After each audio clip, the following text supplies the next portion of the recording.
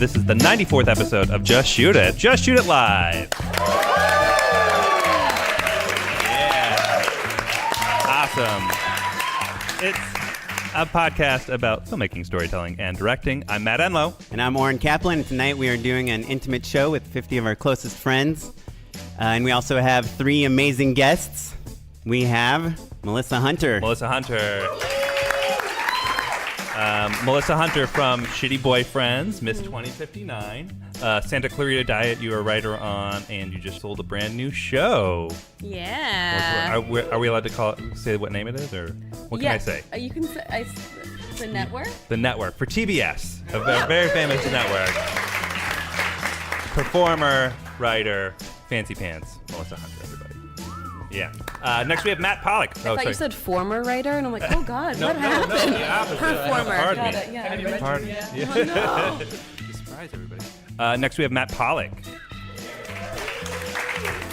Matt Pollock. Adam Ruins Everything. 500 College Humor sketches, and this season of Hot Date on Pop TV. Yeah. And finally, we have my friend Matt Barber. They're all my friends, but I'm just calling him my friend Matt Barber. We get it. Yeah. He started out as an editor. He edited some shows such as The OC and Chuck and a bunch of other amazing stuff. And he also now is a TV director. He's directed iZombie. He directed Lethal Weapon. He's directed The 100. Too many shows to list. Is that the whole list? No, you can keep listening. So yeah, we have kind of everyone here is working in TV. We thought it's kind of cool. We have like a writer, showrunner. We have director, EP. We have editor, directors. And so tonight we thought we'd talk about a little TV. bit. Yeah, TV's where it's at, right? But before we jump into it too much further, big round of applause for Adaptive Studios for hosting us tonight. Thanks, guys. Much appreciated.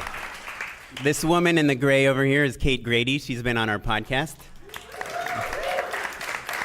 And she has single-handedly taught most of America how to pitch a show to Adaptive. Thank you. We have Steven behind her. He's her partner in crime. Hey. And we have Kate. It's easy when your name is the same as half the other people's names. So after the show, go say hi to them. Yeah, pitch them something. Give them one log line. Yeah. You just have to you have to sign an NDA first, but after that, it's all good. Yeah, and they're also the people behind Project Greenlight, the show that there's a poster over there on the wall, but that Matt and I discussed a lot in the first year of our podcast. Yeah, memories, you guys. So great. Yeah. Cool. Well, let's jump into it. Let's talk a little bit about television. So, Melissa, let's start with you. We'll go down the line a little bit. Just kind of give us a brief catch-up of what's going on with you. Oh, God, what's going on? Well, the holidays were tough with my family. Yeah, so I started on Santa Clarita Diet last year for the second season, and I'm hopefully going back soon. And I recently sold a show to TBS, but before, how do you want me to talk about this? I think that's probably... Yeah, okay. Yeah, you just... Do you want my, resume? No, that's good. Just kind of like setting the table for everybody. Yeah. Your show running. Yeah, well, executive producing, writing, currently in script stage of the project with TBS with a partner. And that was originally based on a web series that I did with Above Average. And now we're making it into a TV show. Yeah. And are you guys going to pilot, or do you have a full right series now order, it's or just how a does it work? script commitment, but the way those deals work, it's like if you go for 2 seasons, all of the deal points are locked in, and then they green light at every stage. So after script stage, if they like it a lot, they'll make the pilot, and then if they like the pilot, they'll go to series. And just for our audience, in case anyone doesn't know, like once you sell a show, just at the script phase, you basically never have to work again, right? That's how much money Yeah. I mean, it's crazy how much. I mean, they gave me like I know I'm not supposed to talk about it, but $100 million. Yeah. It was wild. It's. I mean, one thing to learn that I've learned. This is my second time. I sold a show to True TV 2 years ago, and I think that's the one we talked about on the yes, podcast. yeah, and so that got through to, I wrote the pilot and shot the pilot, but then it did not go to series. But just how long that process takes, that when you hear the money, you're like, oh, great, that's so much money. Yeah, but I'm it's good. like I'm set. Yeah. money that you have that takes like 2 years for those first two stages. So it's definitely good to be doing, always hustling while you're, even when you get the job. Cool. Great. Well, let's talk Matt Pollock here. Hey, buddy. Hey. You have a similar sort of story. You did a couple episodes of Adam Ruins Everything last time we spoke, and have since done an entire season of television. Yeah, very exciting. Hot Date is the name of the show. It's on Pop TV, which a lot of people don't know exists. Round of applause for Pop TV. You guys. But it's a fun little cable network.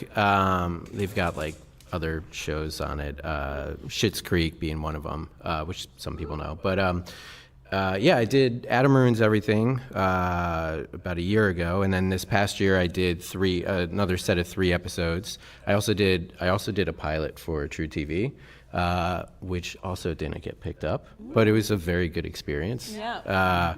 How did you get that pilot?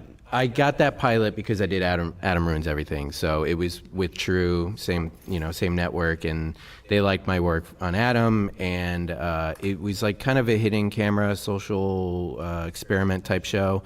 And so I had some of that work from the College Humor days and some of my commercial reel as well. So it was like a mixture of a lot of different things I'd done leading up to this, and it was a cool opportunity because it was like a show running experience more than it was a directing experience, I guess is a good way to put it. But it was How so?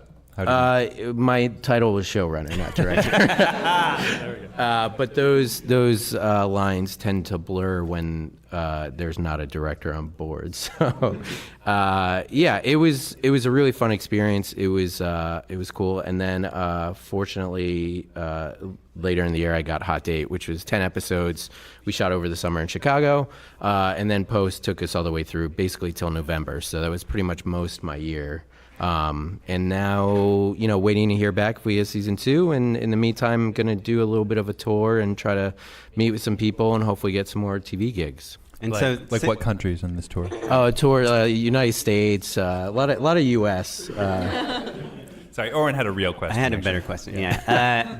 So kind of similar to Melissa's question. So you directed Adam Ruins Everything, and then they just offer you to be a showrunner on a show, or do you have to really fight for that job? I mean, I had interviews and whatnot, and I think they were talking to a few people, but I think because the network liked my work on Adam and trusted me and probably got a good word from the network or from the production company, Big Breakfast, probably put in a good word for me.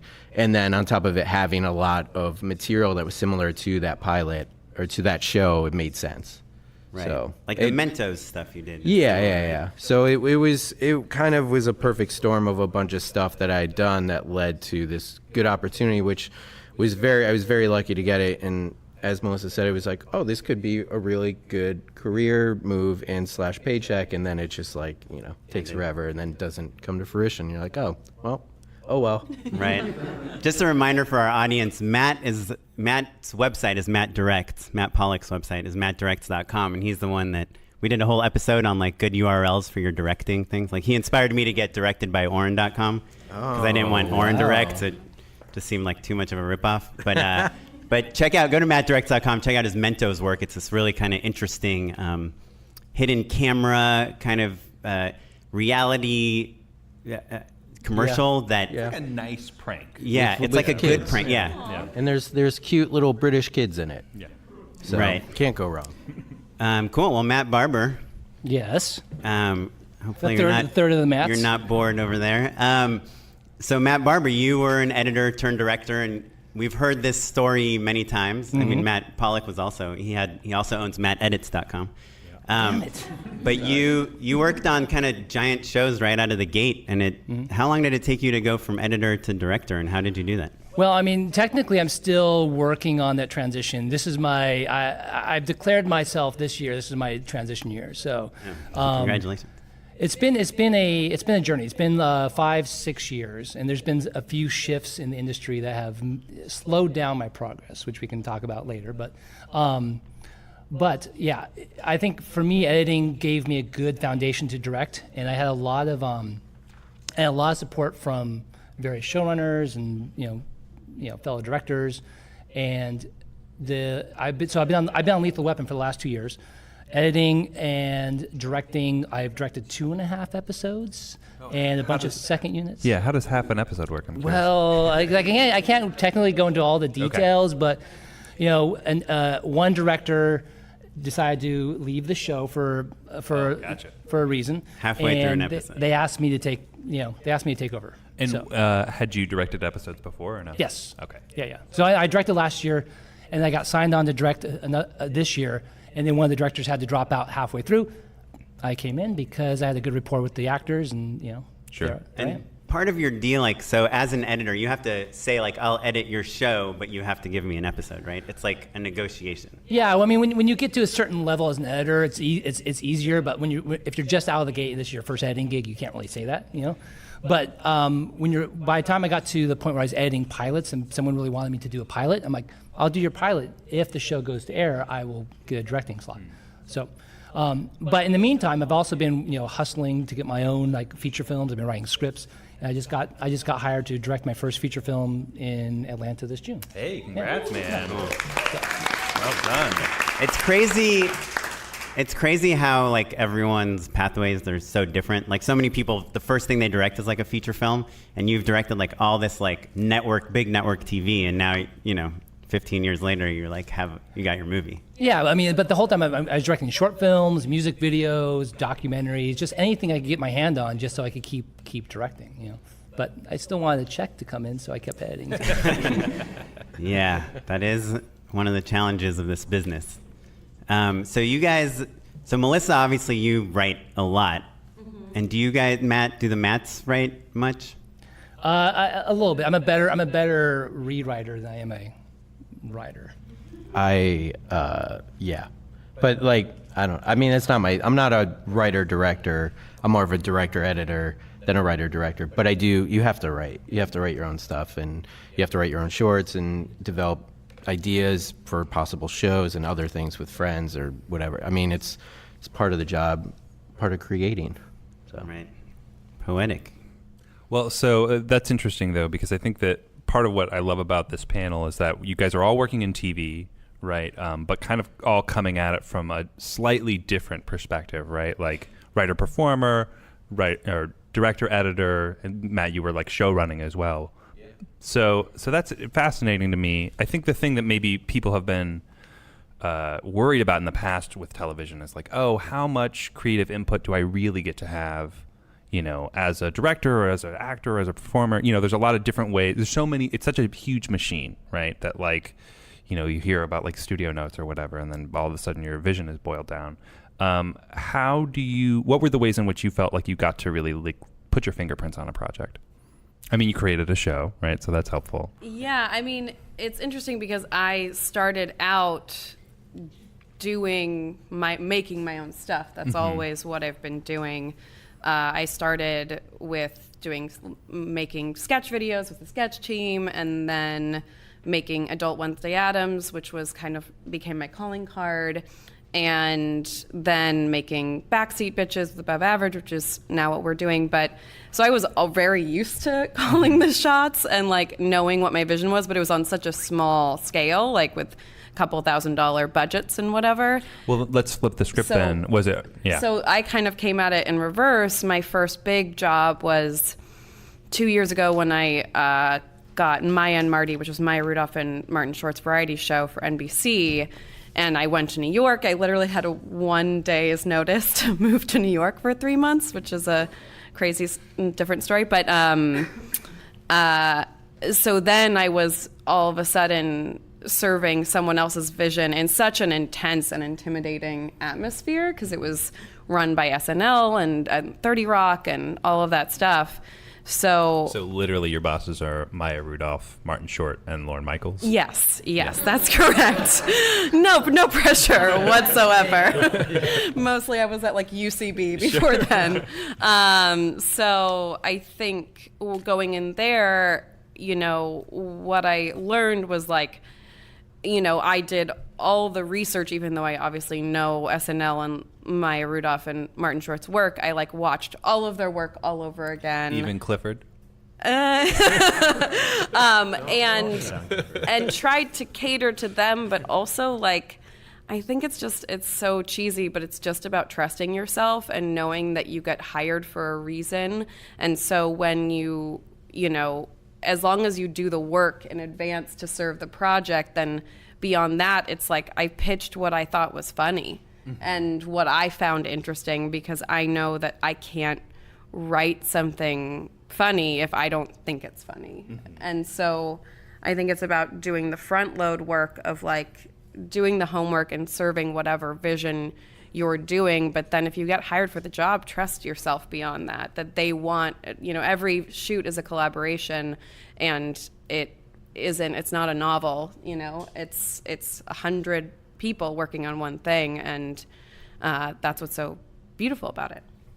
Yeah, that does seem like hard, like Barber and Pollock. When you did Adam Ruins Everything, and obviously you've done Barber, like shows that you did not do the pilot on, like how much do you guys trust your own vision, and how much do you guys just try to please the showrunners? Well, I mean, I always say that there's a, every show has their boundaries where you can sort of play in. It's like a train, and the engine's just going, and there's you might be able to like add one car to the whole thing, but you don't want to say, what, I'm going to make this a bullet train when it really is just like a steam engine. I mean, and we've all seen those episodes of TV where you're just like, what the fuck? Like, who shot this? Like, I've been in editing rooms where directors like, it's a whole new spin. And unless it's like a dream episode or specifically intended to be a different tone, like you have to know, and you have to know where your boundaries are. And that's why, like, when I go on to a new show, I always ask the writer, the editors, whoever is part of the creative team, is like, where are my boundaries? Where can I play? And every showrunner wants you to put some spin on it, but some less than others. Like Rob Thomas is like, every line, if there's an action line, you have to capture that line. That's iZombie? That's his show? Yeah. It's like he has like the most narrow window. But once you know the window, then you can have then it's actually there's a freedom in knowing what your window is. Can you give us like an example? Like if it says like she scratches her nose, like the person, you have to get a shot of her scratching her nose. Well, there was a moment when Liv had to she had that reaction to something. I can't remember. And we had done 6 takes, and narrowing in the performance. And there's someone on set who basically is the script supervisor. They just, it's not the script supervisor. There's a producer that sits on set and makes sure you get every single thing that's in the script. And there were 6 takes. She had done a reaction previous, which I knew in the edit I could steal. I'm like, oh, I'm fine, moving on. And he came up to me. He's like, we need to do one more. I'm like, well, why? He's like, well, she didn't do this look. I'm like, yeah, but I can steal it. He's like, nope, we have to do the look again. So they very much treat it like a play. I'm like, all right, that's how you do it. That's an extra 10 minutes, but that's how they want to do it. Right. Yeah, that always happens with producers. I feel like on set, or like writers too, where they're like, you didn't get this, and you're like, well, I got it before, we can use it, and they're like, let's just get it the right way. But that's when you start losing like all these other shots, awesome, all your awesome drone shots. Yeah, I don't know who told this to me, but it makes sense. As a director, when you're going to a new TV show, you're pretty much you're a guest in their world. Like the writers, the showrunner, even down to the cameraman, like everyone on that show, it's their family, and you're the guest, and you very much can have a vision and ideas and still be creative, but you have to get the job done, and you have to ideally get out on time and follow what the show is set up already before you. For Adam, it's a very creative world, and there's fortunately a lot of creative freedom for the directors to come up with ideas on how to block things and stuff like that. Some TV shows don't have that much creative freedom, so it's kind of figuring out, like you said, asking, what are the limitations, basically exactly what you said. So it's tough, but it's not the hardest thing in the world. There's some stress taken off because you don't have to come up with everything all at once, and there's people there to help you, and everyone wants it to be good and make sure that everything gets done. So you have to just trust yourself and trust the people you're working with. Well, speaking of that stress, Melissa, that the stress that he says he doesn't need to worry about Matt Pollock because the show's already established that. Do you feel like some responsibility, like when you're the showrunner on your new show, to figure out what the show looks like? I mean, obviously you're setting a tone through the scripting, but like what the show looks like, how it's shot, how the coverage is done, what the color palette is. How much of that are you taking on your own shoulders? Yeah, I mean, with the new show, it's pretty early stages still. We're like outlining right now, but I would say with my true show, I brought on a director and I had another executive producer, but I really, I spent so much time living with the script and the series Bible and everything else that, I worked with a great director, shout out to Stoney Sharp, and he really helped me. Like, we had so many conversations about the vision of the project, and I created mood boards and soundtracks, and I had done that like while I was writing. So once as a part of your process, or for something to deliver later? As a part of my process, I think I did the mood board after I finished the script, but I usually create soundtracks when I'm writing because I think it helps me like get into the mode of writing this show and this world.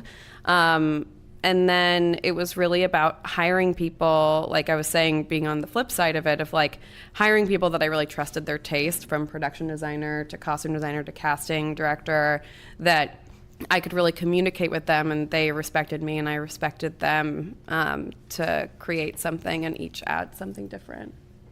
Cool.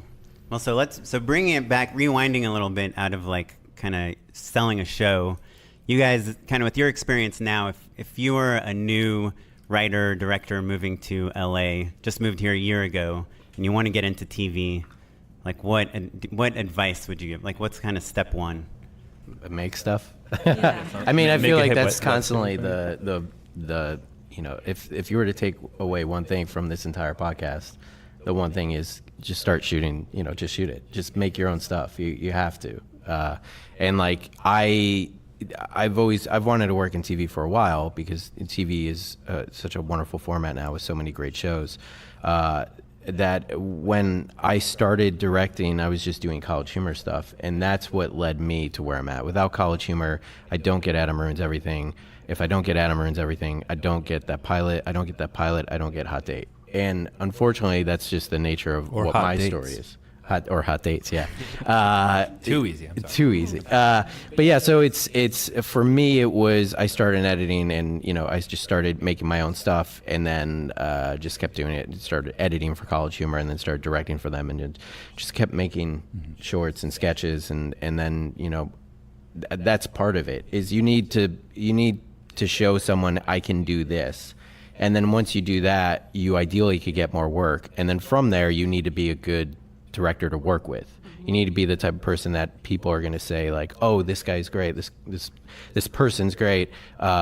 You should hire them for X, Y, Z. And then all of a sudden you're doing more projects and so on and so forth. So make your own stuff and then try to get yourself out there and ultimately be someone who people want to collaborate with and work with. So can I just ask you, Pollock? Sorry, I'm asking all the questions, Enlo. I just have so many good questions. I've only got one. He's texting. You specifically have done a lot of commercial work, like broadcast TV commercials and everything. Do you think that I think a lot of our listeners sometimes think like, oh, I'll start in commercials, while I'm waiting to get my feature done or whatever. Do you think your Do you commercial guys think work? that? We have them right here. Do you guys think Do that? you guys think that, listeners? Nobody. Show of thinks hands? No. Not one person. Not one person. Okay. Well, do you think, Pollock, that your commercial work has at all helped you in TV? It has in a way. So in reality, when it comes to commercials, like if you want to direct a commercial, you need a commercial to show that you could do it. So it's that catch-22. It's the same thing with TV, where unless you're coming in from another side, like as an editor, it's hard to get an episode of TV if you haven't directed an episode of TV. So in that sense, they have no relation to each other. What it did do was, because I travel a lot for work, I've gone to different countries where they don't even speak English and directed commercials there. England? It allowed for, on this experience with Hot Date, we were shooting in Chicago, which thankfully they speak English there. And so I was able to say, look, I've filmed in places that I've never been before and worked with crews I've never worked with before. This is not something scary or new to me. I'm comfortable doing this. And that was another selling point. So the idea, me directing a hefty commercial or a Mentos commercial or Heineken commercial, that didn't matter. But the experience that was behind that commercial helped me get that show. Yeah, I was up for Hot Date also, and I was like, I cannot work with any crew that's not from LA. So Bad move. now man. I know Bad what move. the mistake I made. But I will add that, like, as someone, like, I'm slow to come up with ideas. I don't come up with viral ideas. Like, all my stuff never goes viral. But I am constantly making things. But at the same time, I made myself indispensable to really talented people who could give me the jobs.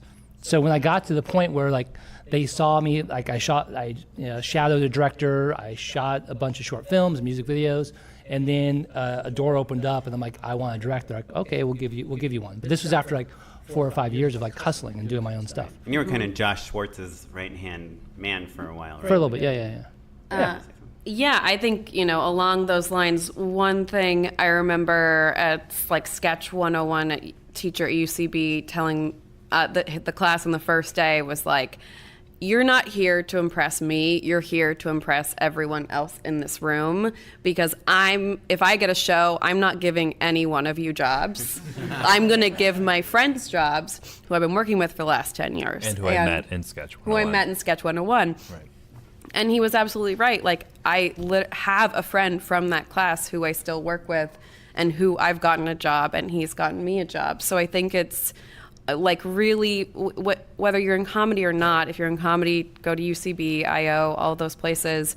But even if you're not, like, build a community of people that you make shorts with. And sometimes you're a PA, and sometimes you're the director, and sometimes you're the actor, and sometimes you do crafty, and you develop a group of people that once one of them, tide rises all ships and all of that, like, all of the breaks that I've gotten have come from peers and friends. Yeah, 100%. Great. Well, so I want to ask a question based on what Barber said, which he said he shadowed some directors. Do you guys think, that's a little bit more of like the traditional system. Did you, Melissa, shadow anyone? Pollock, is that something that plays into your pathway at all? No, but I think as a writer and performer, it's a little different. I just read a lot of scripts, I think. And I worked on a lot of sets just to kind of see how they work, but no. I haven't shadowed a director, like gone on a show I don't know and just, kind of followed him and watched and saw what he did. But I have, when I got my first 3 episodes of Adam, I spent a couple days on set when my buddy Tim Wilkheim, who former guest, he was directing, and I was just watching just to see how the crew worked. And I was in a comfortable spot where I knew probably 60% of the people on set, but it just allowed me to get a vibe for how they worked. But in the traditional sense, no, I would love to, but it's time taken out of when I also want to be working, so it's hard. I did shadow not that long ago, and they were pretty clear, like, hey, you're great, but like this isn't going to lead to a job, like, just to be clear up top. Right. We shadowed Brooklyn Nine-Nine, sure, which probably has like a very long list of directors. They have a great roster of people, and like Melissa was saying, it was a roster of people that they developed based off of decades worth of relationships. Just since we have some of our listeners here, do you guys all know what shadowing is? Anyone not know it? Ben Caro? How do you get there? How do you get to shadow? How do you get to shadow? Yeah. Again, it's relationships, right? Like, I think I had a friend who works on the show basically, and like she just kind of waited for the right director, and she really kind of like cherry picked that person of like, oh, this is a person who's like really open to that idea. He had like a killer resume, so he wasn't like threatened by me in the least, and was like at a point where he was just ready to kind of like show people around a little bit. And also, I didn't be in the way. I wasn't in the way at all. Like I knew where to stand. I didn't like pitch any ideas or like you're a fly on the wall basically as best you can be. It helped you? Yeah, the main thing it didn't help me from a career perspective in the literal sense. Like no one's gonna be like, hey, Enlo. But it did. It's a little boring, I'll admit. But the thing that it really helped with was like, oh, I know how to do this. Like you watch somebody do it for a day and you're like, yeah. a confidence boost. It's a confidence boost. There's not like a secret magic recipe. Like it's the same sort of work that you're doing on your very first things it's the same idea basically. So like the crew is bigger, you have more toys, but it's the thing that you all are doing basically. I had the exact opposite experience from Matt, where I shadowed someone that I met them. They had worked with an actor that I had made a short film with. The actor showed it to this director. He was like kind of a big network director. And I asked if I could meet with that director. I said, I'd like to shadow you. He let me come with him to set. And he basically hated me. I asked too many questions. I was not a fly on the wall. I was way too involved. I got really bored really quick. So I kind of... You guys, it's for real, it's pretty boring. It's like imagine... That was Matt Barber, right? No, but you know what? Yeah, never again. Never. But but speaking of that, I have asked Matt Barber recently if I could shadow him because I feel comfortable with him and I did not feel comfortable with this other director. Matt, did you take any of Oren's ideas? No, I haven't shadowed him yet, definitely. but I asked him if I could. But I feel like because I know Matt, I don't know, I feel like it would just be fun to watch him work, so... I don't know. I if I can shadow you. Is that an official ask? Oh. Yeah. I mean, I kind of feel like it's my second time officially asking. But if you'd like to say yes now, then go for it. I'm going to give you a book that will allow you to have like 10 questions. And you have to use those papers really judiciously. Question coupons? Question coupons, yeah. Awesome. So I guess... I wanted to ask a little bit, and we've touched on this a little bit, but I feel like we still don't have quite the answer. Like, how important is it in TV for you to have an original voice? Like, part of what we're talking about is like fitting into the train that's already running, like, staying within the goalposts, and the other part is like, well, I guess we haven't really talked about being super original. I mean, Melissa, when you sold your show, were you like, you've never seen a show like this, it's amazing? Yeah, that was my pitch. Yeah, I mean, as a writer, I think it's incredibly important to have an original voice, and I think that's just like what you find interesting and weird and cool about the world.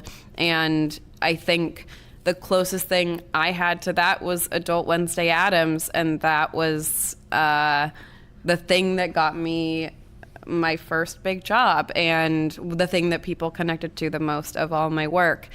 And I think when you're vying for a writer's room job, particularly, there are so many great writers out there, and there are so many great scripts, so having one that has a unique perspective is not only going to make you stand out, but when you're at the stage where you have an agent and they're pitching you and they read your script, like, they're like, oh, I need someone like that in my room. And I think because my samples were a little dark and a little weird, that was like great for Santa Clarita Diet. And so when that was staffing, my agent was like, oh, Melissa is perfect for this specific show.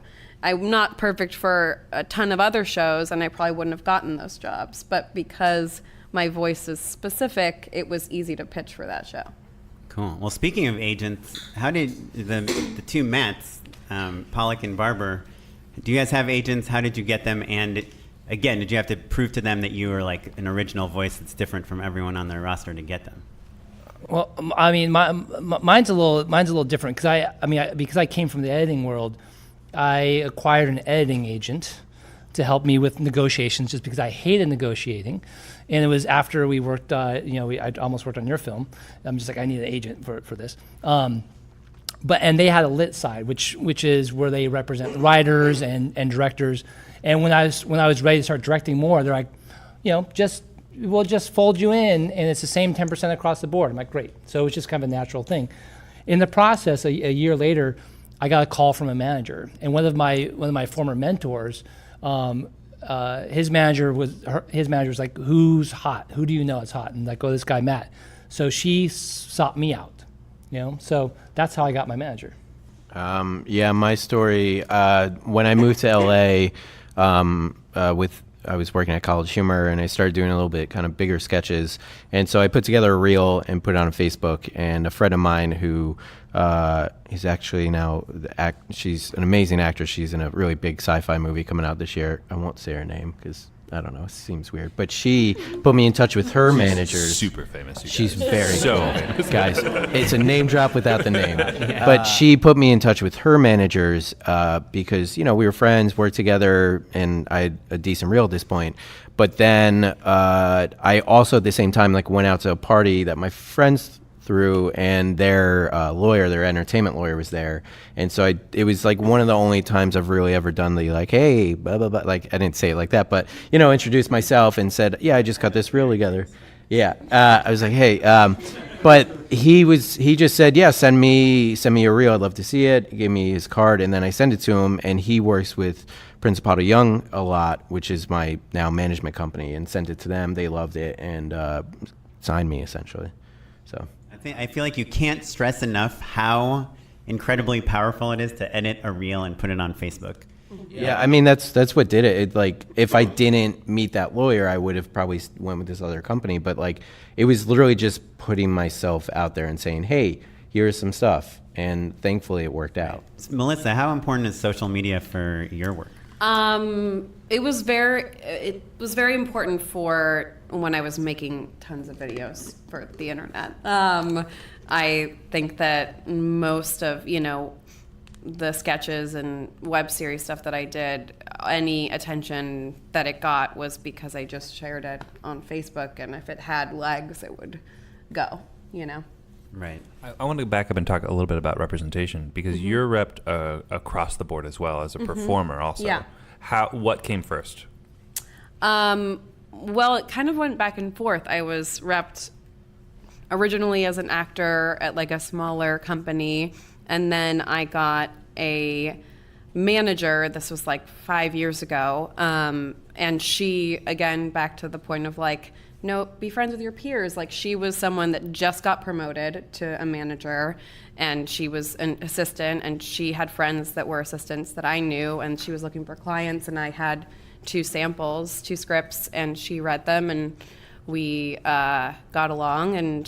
But I was with a management company for talent, so I had to choose. I couldn't be rep by both, so I went with her over there. So for a couple years, I just had lit management, and then worked with her, and she's a close friend of mine now. And then she went, right when things were starting to happen for me, she went to CAA, and it was just very fortuitous timing, because that was when things were moving along, and she was able to kind of get me repped across the board over there. And just to clarify, across the board just means in all of the departments, basically. Writing, Yeah. acting, show running. So do you guys get stressed out when you haven't gotten a job through your representation for a while, that they are going to drop you?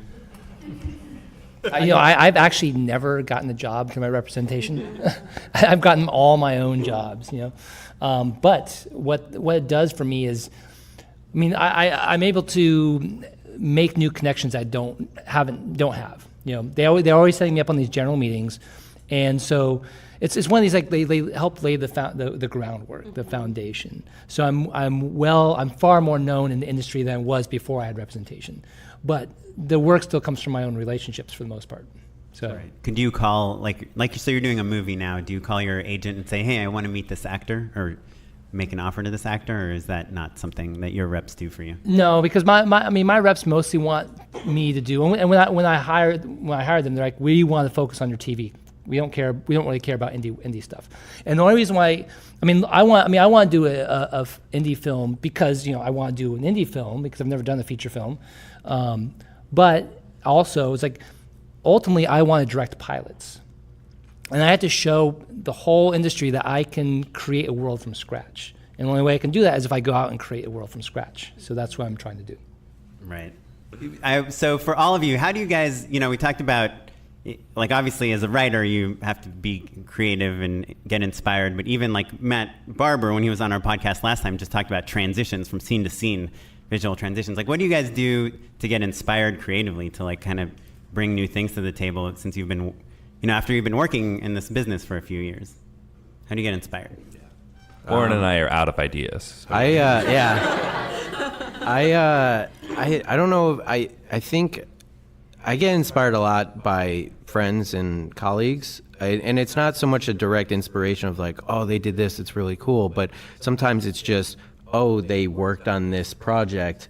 I got to get my butt in order and get something as good. It's like a little bit of a competition in a way without it being a competition. It's just a little bit of like us kind of pushing each other to do better and to get more work. And then while doing that, also seeing the work people are doing and being like, oh, that's amazing. How'd you do that? Oh, you did this. Okay, cool. And then you try that out. The 2 shows I worked on, Adam Ruins Everything and Hot Date, both shows are like pretty much like the main creative side of it is transitions actually, and like is transitioning whether from one scene to another, or with Adam with like one fact to another, and it's really fun. And we take cues from each other. The other directors on the show will like, if you do something good and it works well, it becomes kind of a part of the DNA of the show. So it's kind of cool in that regards. But I mean, for me, aside from music and watching films and TV and reading, it's my friends really. Yeah. What I like about that is that like it makes things tangible, right? You're like, oh, this person did this. I guess I know people who make TV shows now. I know people who sell TV shows now. So it's like it can feel so. Nebulous or just out of reach, and then it's like, oh, like my pals are doing it, so maybe I can as well. I think that's a nice takeaway. I think.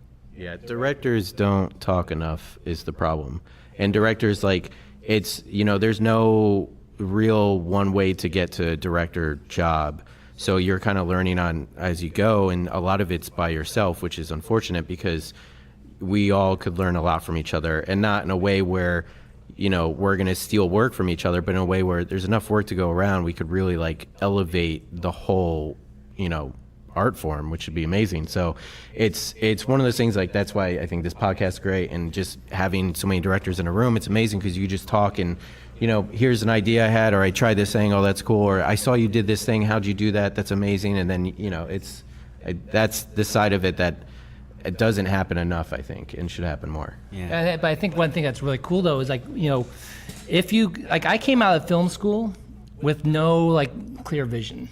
So I ended up in post-production because I was kind of good at it. But what it gave me was a chance to see how other people did it and to continue to learn, and also to see that there are a lot of bad directors out there, Yeah, and that's a real gift, is knowing that. Yeah, and then I'm like, well, because I had real like self-confidence issues coming out because I mean, it took me a long time to graduate from college.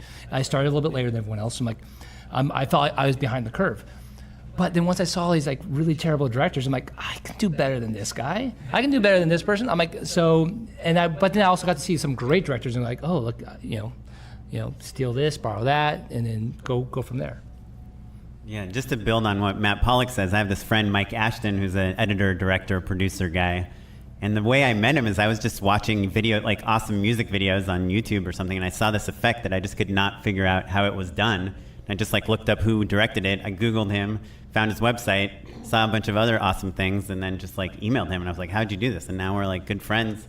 And I think that's something that's that is bonkers. It seems so crazy. It seems like something you couldn't do, but there's no. To me, what's fun about being a director is seeing something and being like, how did that happen? Whether it's a performance or a moment or I don't know. I've seen all these foreign films with child actors, and I'm like, how do you? I can't even get my kid to respond to her name, let alone to give a performance. So I think what Pollock is saying, that it's just worth asking people is really valuable. Yeah, and also what Barber was saying is being an editor and seeing raw footage. There's something to watch a scene, whether it be a visual effects scene, and know what the raw footage looked like, know what they had to shoot to get it, or like you were saying, just seeing a performance and getting little bits that were caught on film. it is. I wish I could see more of it now. Like sometimes I'll watch this like raw footage of like scenes. They'll put them up on YouTube of like James Bond movies, and it's like these ridiculous scenes, but it's not like the fake PR behind the scenes. It's like real raw footage, and it's so much more interesting and just educational than whatever BTS PR shit they have on. You know, Right. So. Well, Melissa, when you were on our podcast last, you kind of pitched us 3 of the shows you had sold, and they all kind of started with, this is something that happened to me, or this is like a really funny thing that I noticed.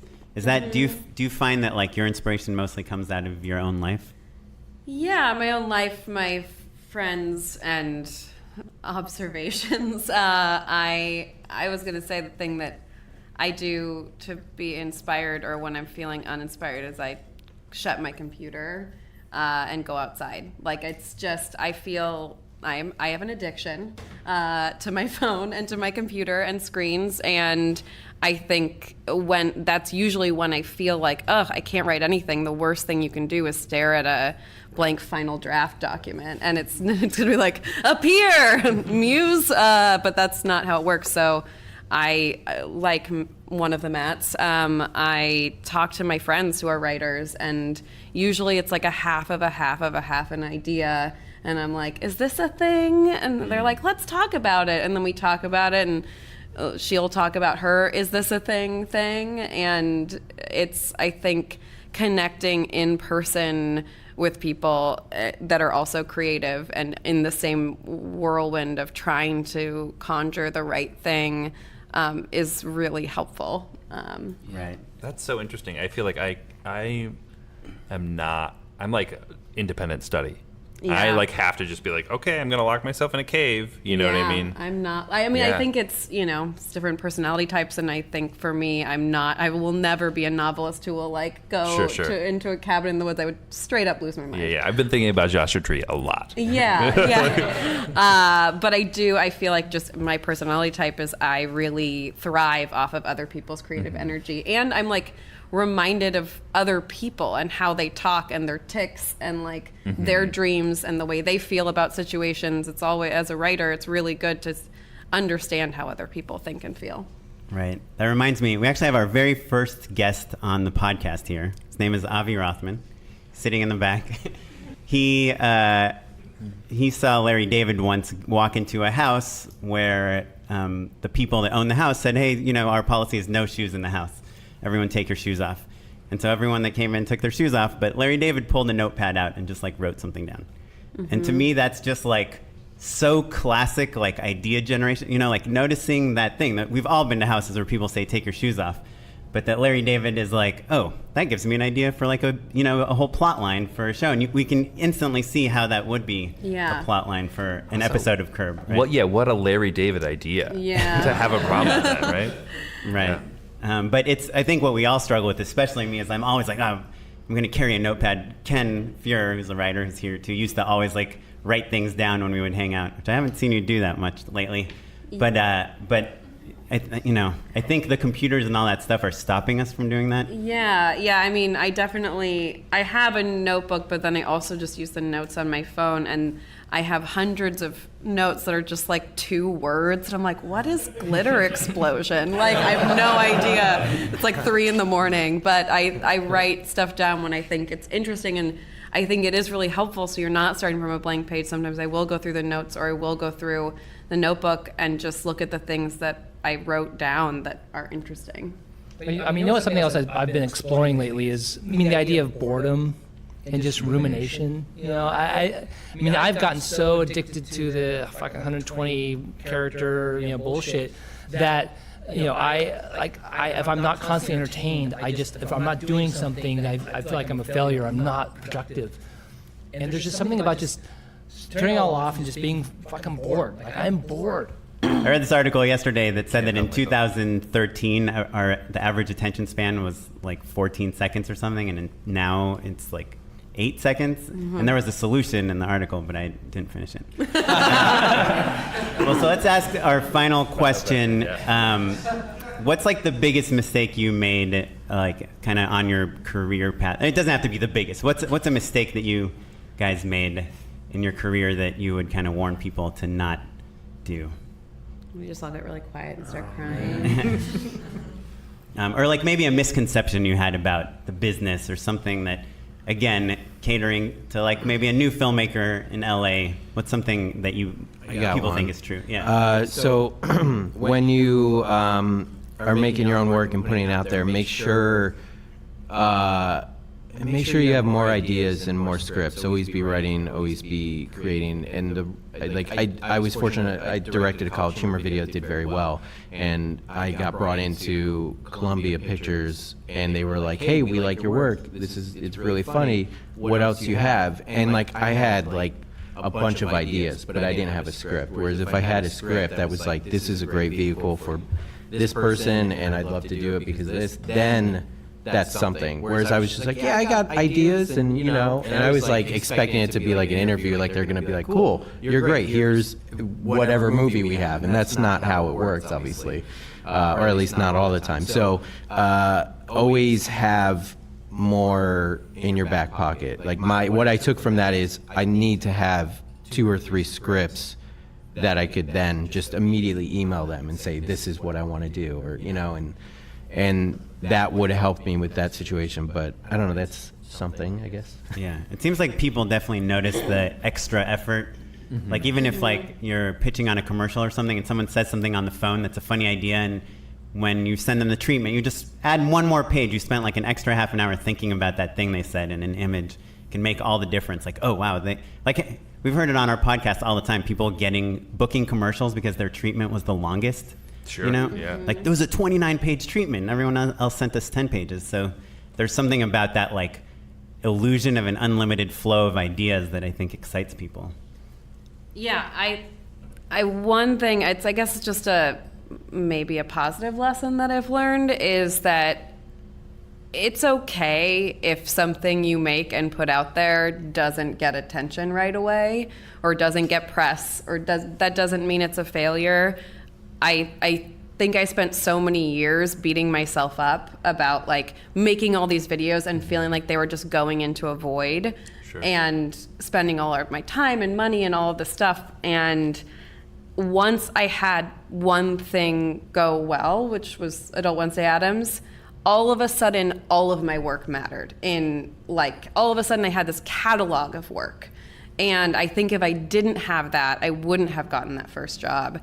And I was so happy to realize that all of a sudden the things that I felt like were in the void actually got lifted out. So I think it's just, don't let the early stuff that you make, don't be discouraged if it doesn't get, only your mom and your friends from college see it.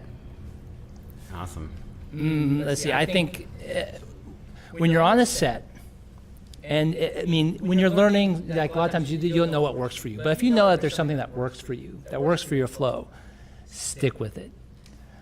Like I think it was like my 3rd episode of television I was directing, and I found that like I like to yell action. I like to tell the actors that I'm there, and this is the pace we're setting, and if I want to pause for a second, whatever.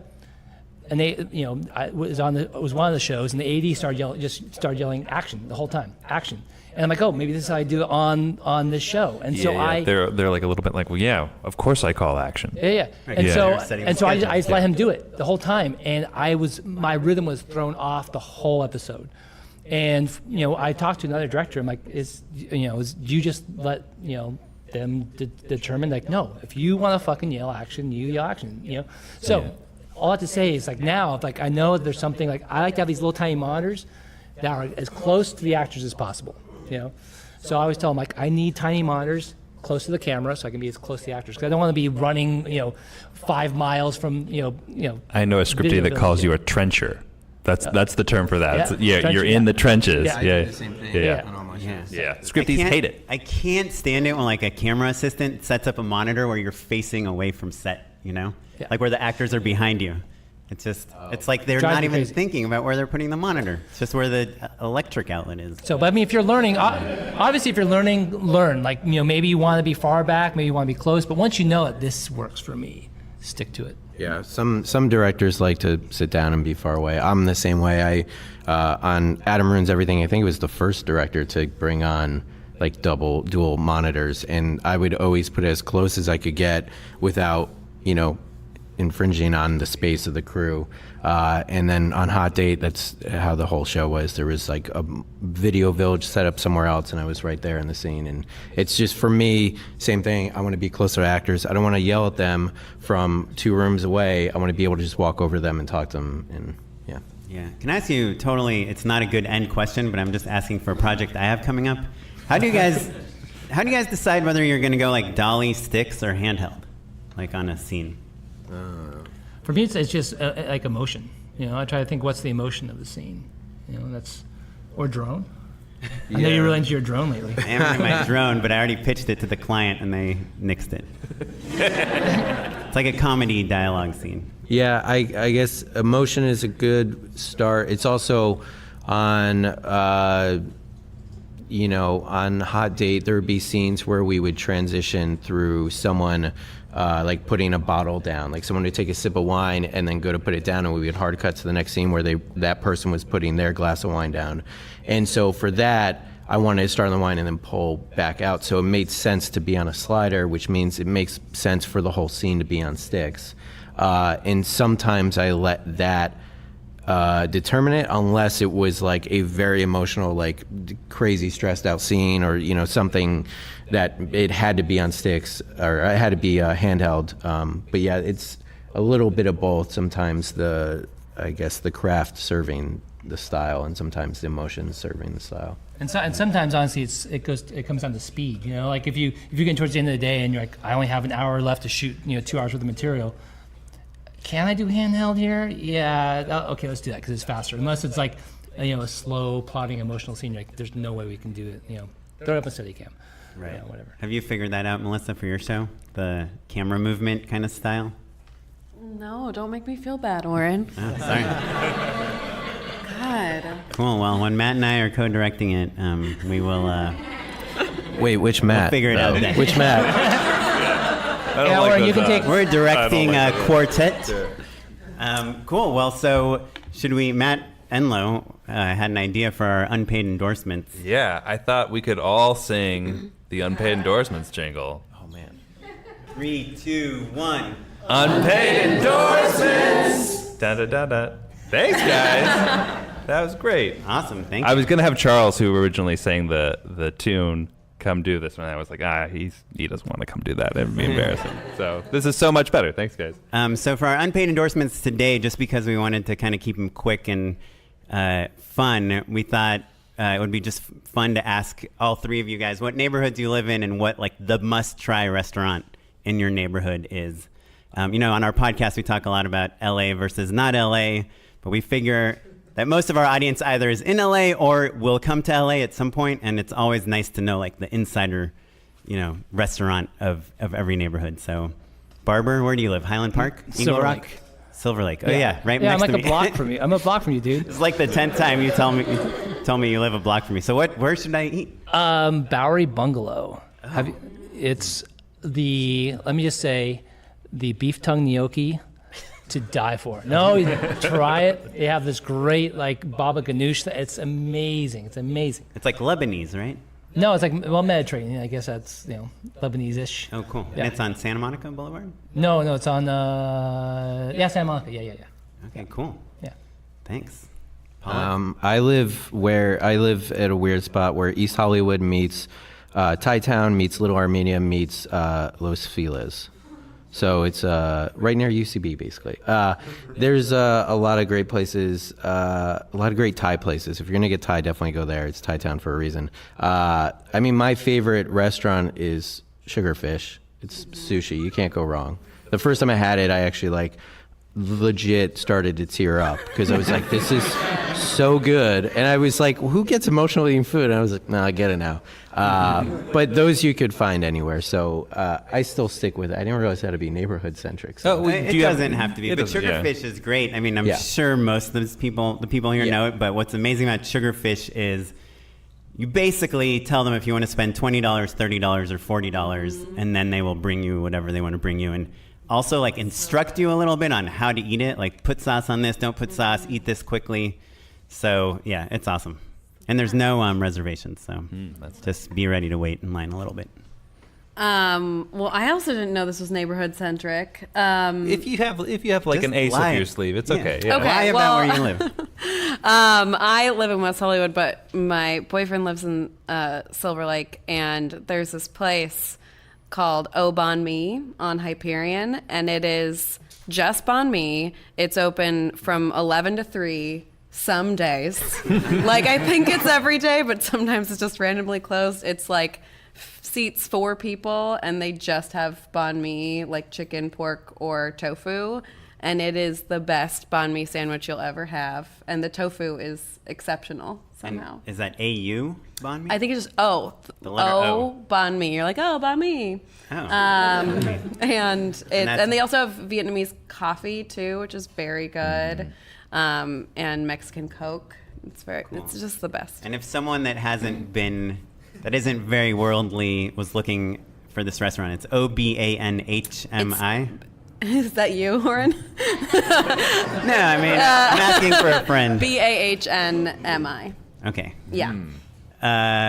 Yeah, so restaurant, so I think a lot of people know about this one, but we have this place in Silver Lake called Pine and Crane, and it's Taiwanese food, which is kind of like Chinese food, but like less greasy.